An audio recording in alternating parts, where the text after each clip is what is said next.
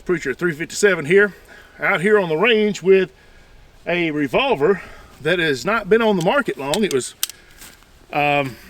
announced about a year ago, I think at SHOT Show, and that is the Henry Big Boy Revolver, which is in, of course, my favorite caliber, my favorite chambering, 357 Magnum. And I posted a picture of this the other day and said that I found this in my safe and that I must have left my single action Army too close to my Model 10 and they had a baby. They reproduced. Because that's kind of what this reminds me of. This bird's head grip right here really reminds me of a single action. And a lot about this gun kind of reminds me of a single action. You know, the brass on it here, not something you normally see on a double action revolver. And even the ejector rod here looks a lot like the cylinder pin on a single action revolver as well, even though it's not. It kind of reminds you of that. And so, you know, I made that joke about that, though, to be honest, it almost maybe looks a little more like a Colt Police Positive or something at the top, maybe even than a Smith & Wesson Model 10, although it does have a cylinder release latch that's basically the same style as a Smith & Wesson, though a little bit smaller. It looks more like the flat latches that came on some of the J-frames early on. You know, when I first saw the pictures of this gun, when it was announced, I wasn't sure what I thought about it. It was, to be honest, I thought it looked kind of cheap in the pictures. It kind of reminded me of some of the low-end single-action Army clones that you might see. Some of those clones are pretty high quality, and some of them are lesser so. And you know, I wasn't really sure what I thought about it. Now that I have it, I'm not really sure what to think about it. I mean, it's a nice looking gun, and once I had it in my hand and could really inspect it and hold it, it looks like it's a quality firearm. It feels like it's got some substance to it, so I don't think it's cheaply made. I think Henry has done well as far as that goes. The fit and the finish looks nice on it. It's a really dark bluing, you know, practically black. But you know, I think the gun looks fairly nice. It's just kind of odd. But this is the one with the bird's head grip on it. Now, they do make one as well that has a target grip on it, and that is actually a square butt, I believe. This one's a round butt frame. So they make another version of this that has a more traditional target style grip on it. And you know, I don't know which one I would like better. This is the first one I saw, and the bird's head on this does kind of make it a little bit more unique, so I think I do like that better on this one. I'm not really sure why Henry decided to do a double action revolver. You know, when you think of Henrys, obviously you think of those lever action guns, and one of the things was it was somewhat patterned after the old Henry rifles, you know, in that it did not have a side loading gate originally. Of course, Henry does make a replica of that original Henry rifle, though the company has nothing to do whatsoever with the original Henry rifle. That was actually a Winchester. Winchester manufactured those. And Henry, as we know it today, didn't start until the 90s. So it's a fairly new company. But they make quality firearms, and they're made in the United States, and a lot of people like that as well. And I think they have done a pretty good job with this. I don't know that I like the engraving on the side of it. The way it's done, it's not as nice as it could be, in my opinion. But, you know, it's not terrible. It kind of reminds me of Ruger, the way they do it, to a certain degree. But overall, I think it's a fairly nice gun. Just still not sure why they didn't go with that single action, because that seems to fit more with what Henry does. You know, when you think of lever actions, you kind of think of mid-late 1800s, and a single action would have fit with that a little bit more. But, you know, a double action is more practical, but is this really a gun people are going to be buying for its practicality?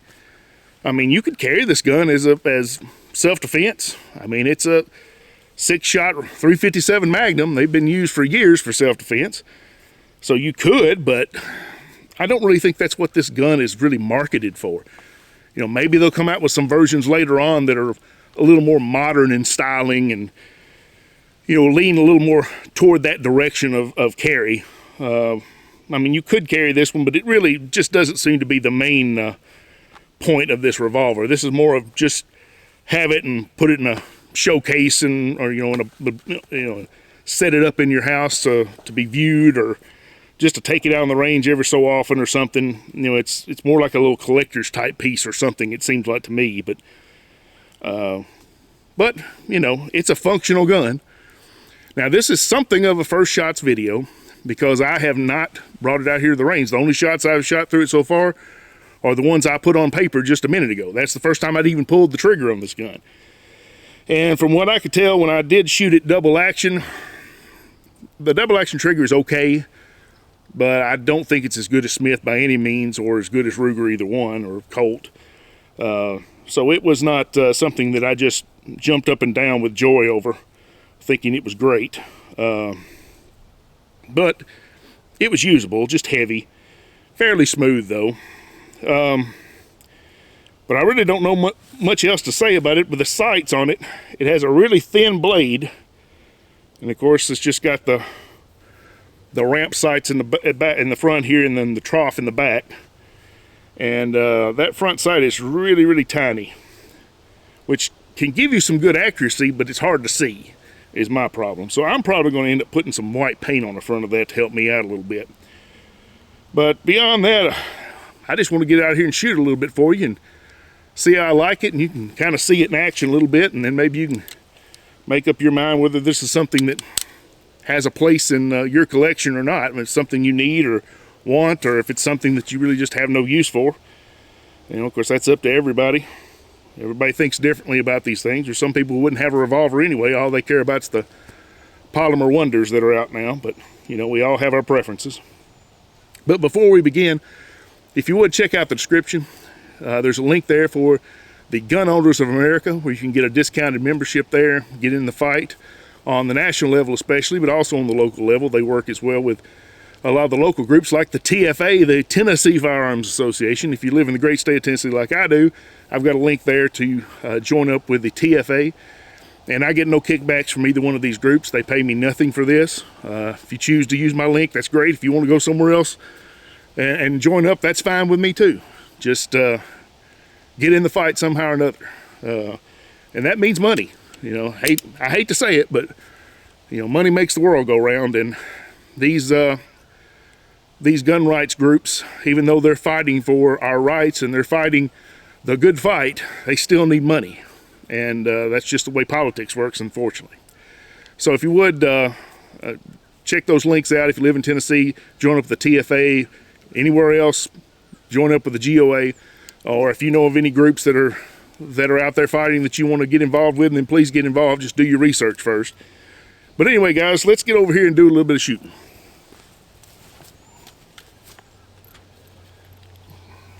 Now, obviously, this is just an old-fashioned 6-shooter.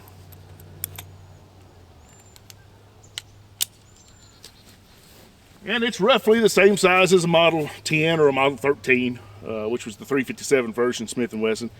But the cylinder's a little bigger than those. Just eyeballing it, it was easy to see that. But otherwise, the dimensions are very similar. Let's just start out here on the red plates, and I'm going to try double action here. See if I can hit. It seemed like it was hitting just a little bit low for me earlier. It's not something I typically like.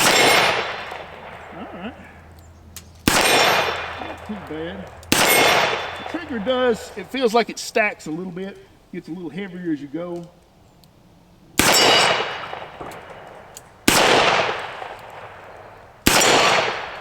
Not the worst in the world though.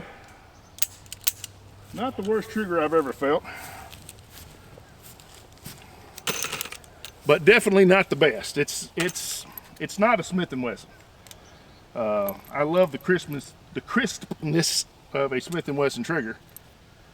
Even better than I like the smoothness of a Colt trigger. But, you know, we all have our preferences. This is not bad. but it just doesn't stack up to either Smith & Wesson or Ruger or Colt, in my opinion. It's not. In fact, I've got Tauruses that have a better trigger than this, double action trigger. Let's try a little single action here. Just feel this single action trigger. It's not bad. It's not bad. It doesn't feel super light. It's not super heavy either. I can't see where I'm going. It's really hard for me to pick up this sight blade. Really hard. I can't tell where I'm going. Can't tell where I'm even going there. Yeah, I'm gonna have to put some paint on that front sight. Because when it gets down between those notches on the rear there, it just all turns into a big fuzz for me. Very difficult to see. All right, let's try the Cowboy here. I'm gonna go double action on the Cowboy. I said I was.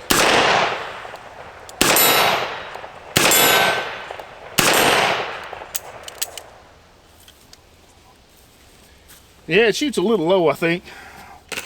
And that double action trigger may be pulling me a little lower too on top of that, because it's heavy and it stacks. It gets heavier as you go. Right now I'm just shooting some 130 grain 38 special through it. I'm gonna try out some 357 here in a minute as well. Let's go out here to 35. See if I can hit this one.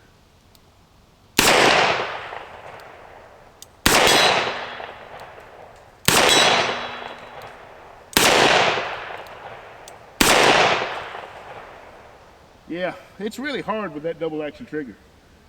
I'm really struggling to hold it on target when I'm pulling it, because it is very, very heavy. Try it single action out there. Yeah. Yeah, they definitely could improve that. So I'm not the biggest fan of the double action trigger. Let's try some 357 now. I did shoot a little bit of that earlier at the paper, and it handles the recoil fairly well. I mean, even this bird head grip, I was kind of afraid it would, you know, being a smaller grip, it would really put a lot of that recoil into your hand, but it's not really that bad. We'll go out here to 35 again, just try it. I think I missed. Let me try again. I think I missed again. Where am I going? I think I had to bring it up a little bit. I think I was going low. Yeah, I think these are shooting a little bit low. There we go. Got one more. And it does turn counterclockwise like a Smith & Wesson. It's not like a Colt. We'll shoot this red plate here. There we go. Yeah. Put a nice wallop in there on it. You know, I can feel a little bit of that force up at the top here. If you can see right there, like a lip right there. That digs into your hand a little bit with that 357, but it's not terrible. It's not terrible. But you can tell you're shooting something with a little bit of power to it. All right, I'm gonna go out here to 80 and 100. I'm gonna just try it with 38 right now. And these are some of my hand loads. I wasn't actually intending on shooting the hand loads out here, because I had this factory 38, because I had a little bit of issues the last time I used this batch with the Ruger. So I wasn't gonna use it, but I just loaded some up without thinking about it. So we'll just go ahead and shoot this cylinder.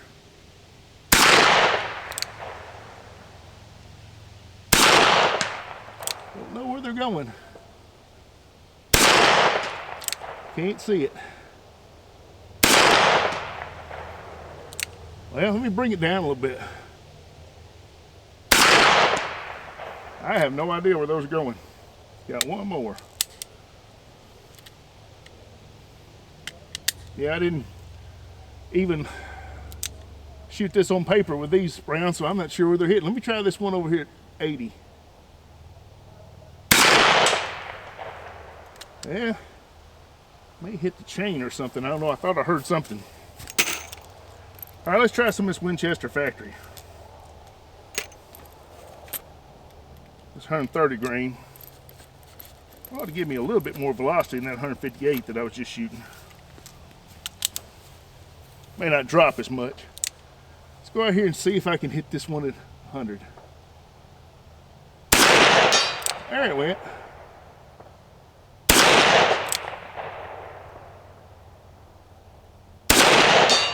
Really hard to get the sight picture on this gun.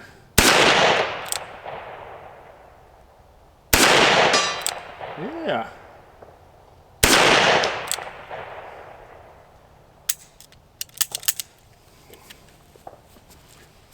Hit it a few times there.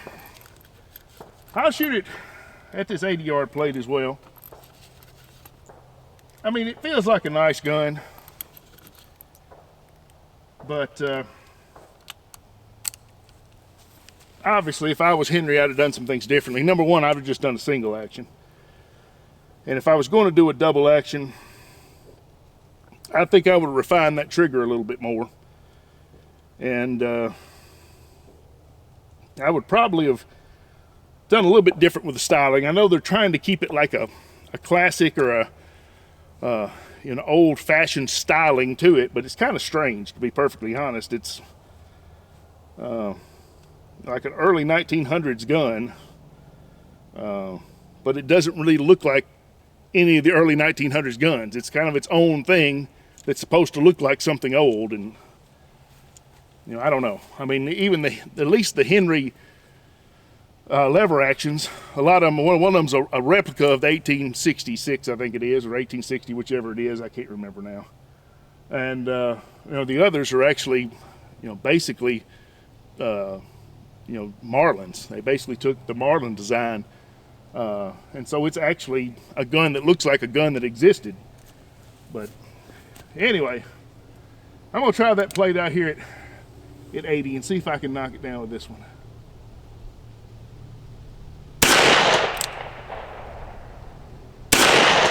I saw that one. Saw that one too. Didn't see that one. Well, I couldn't tell where that one went either. Well, looks like I'm not going to have any luck out there today. But that's not surprising. That's one thing I would definitely change on this gun if it was up to me. I would do something different with the sights on it. Like I said, I'm going to have to put some sight paint on it. There's just no way around that. I just can't pick up those sights at all. So this would definitely not be a defensive firearm for me, because I would not be able to pick up those sights well enough to defend myself hardly with this gun. But we'll go ahead and shoot just a few more over here. I'll shoot some more 357 just for the fun of it. See if I can't hit these small plates maybe. And then I'll let you go. I wish I could say I was just blown away by this gun and could just rave about it, but I don't know that I can do that. I can't necessarily say anything too bad about it other than I don't like the trigger, the double action trigger. But,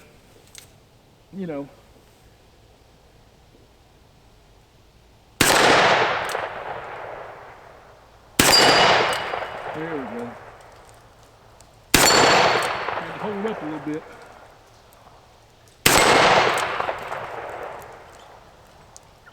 I can't even find that sight right now. No idea. Can't even see the sight. All right, let's try some of these 38s. I'm gonna have to hit them plates, some little plates, or at least try, just for the sake of my pride. If I can't hit them, it's obviously not my fault. It's all the gun's fault. Well, if you can't see the sights, that doesn't make it easy, but I'll never say it's all the gun's fault. These plates are hard to hit no matter what gun I got, unless it's a rifle.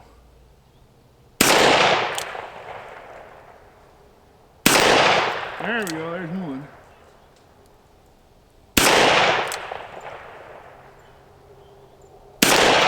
All right, there we go.